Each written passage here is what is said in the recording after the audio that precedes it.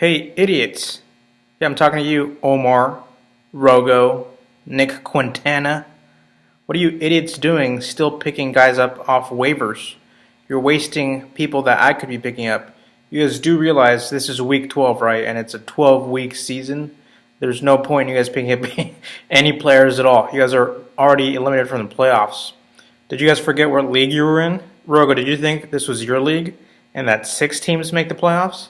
Because if that was the case, yeah, I could see why you'd be picking up players you'd still be in contention. Omar, did you think this was your league where 8 of the 12 players make the playoffs? If so, I could see why you'd still be picking up players, but you're in last place in your division, so no point wasting players that I could be getting for my very, very, very important matchup. And Nick, not sure what you're doing, but props to you. You did not get last place this year. You get a pretty good improvement. Looks like you got 5 wins. If you win this week, you'll have a 500 season. It's a pretty good turnaround. Maybe next year you can make the playoffs. Not this year though, so quit picking up players. I would fine you guys for that, but it'd probably get overturned, so I'm not going to. By the way, let's talk about how awesome the division names are. The division names I made prior to the draft, before I saw anyone's players, before I saw any of the matchups or games or scores or anything. Let's go over the division names, who's in them, and how they did. The aptly named Champions Division. These are the records: 10-1, 7-4, 6-5, 6-5. Every single team in the Champions Division has a winning record. How about that?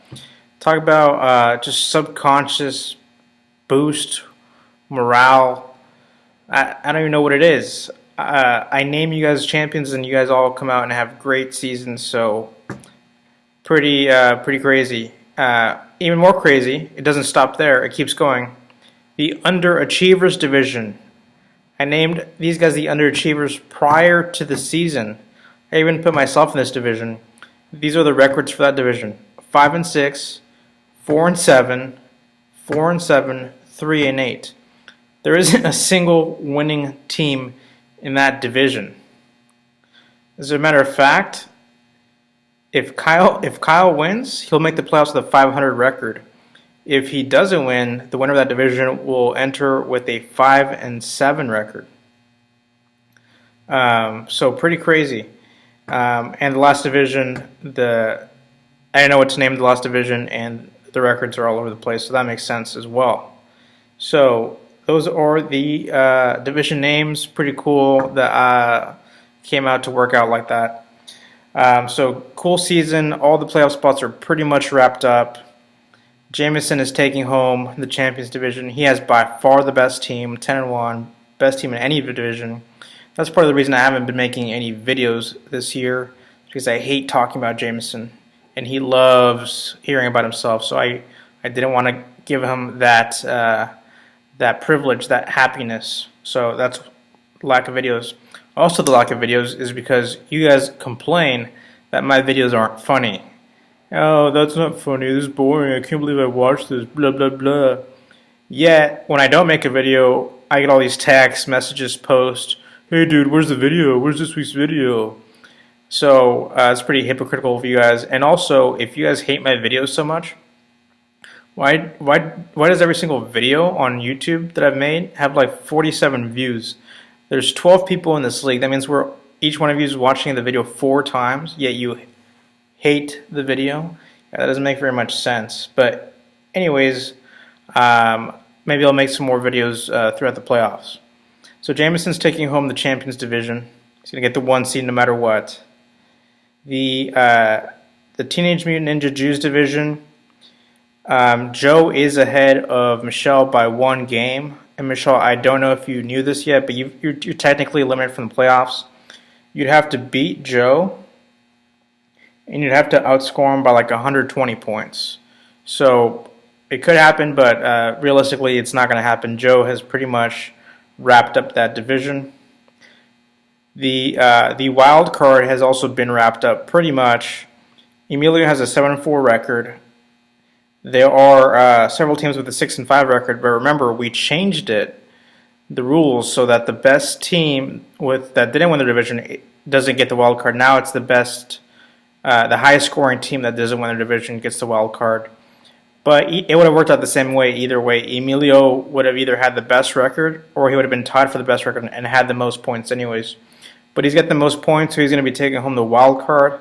Unless, of course, he gets outscored by one of the other people by over 60 points. So unless he puts up 40 points and Lucas puts up 60 or 70 points more than Emilio, it's probably not going to happen. I do have those two guys playing each other. Not that it matters. It doesn't matter.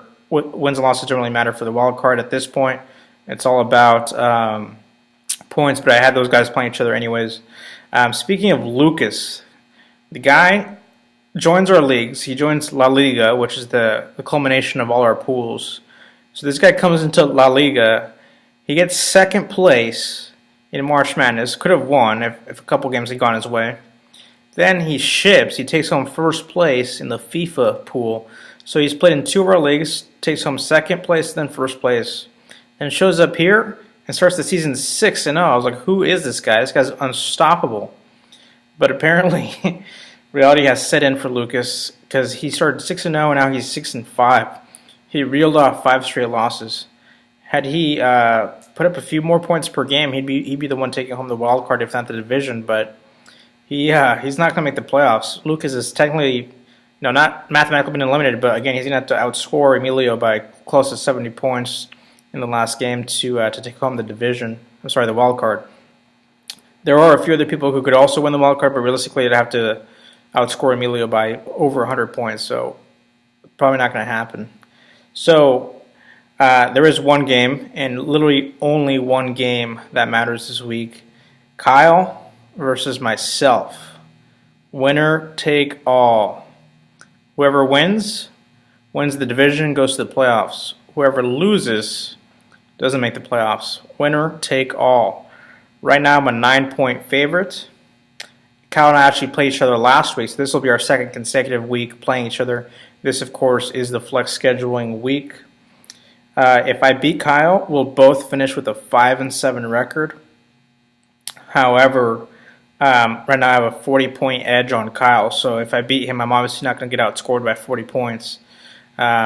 So I'm going to win the division with any margin of victory. So Kyle has to win. I have to win.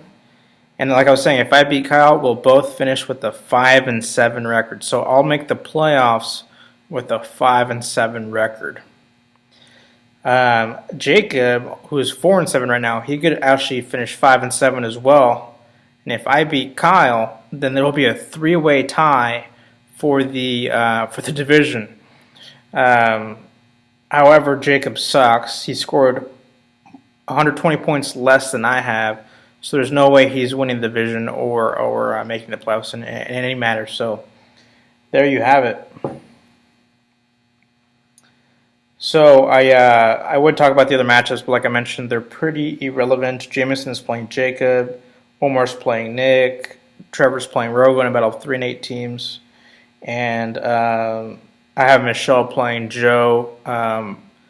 Just for shits and giggles, pretty much. Even though Michelle could tie Joe for the division lead, Joe would still win the tiebreaker based on points. So there you have it. Look forward to me making the playoffs.